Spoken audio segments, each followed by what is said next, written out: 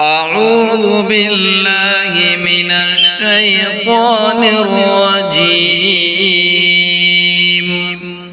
بسم الله الرحمن الرحيم. هل أتاك حديث الغاشية وجوه يومئذ خاشعة عاملة ناصبة تصلى نارا حامية تسقى من عين آنية ليس لهم طعام إلا من ضريع لا يسمن ولا يغني من جوع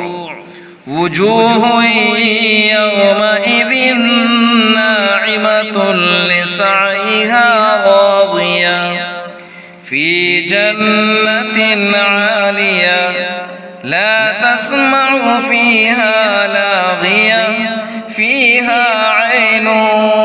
جارية فيها سرر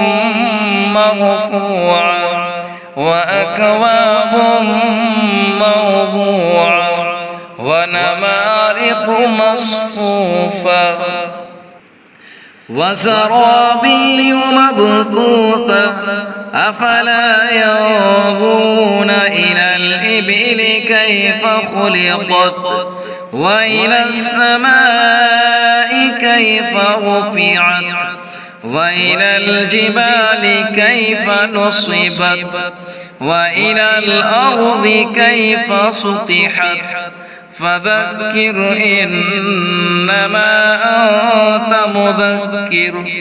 لست عليهم بمسيطر إلا من تولى وكفر فيعذبه الله العذاب الأكبر إن إلينا إيابهم ثم إن علينا حسابهم صدق الله العظيم.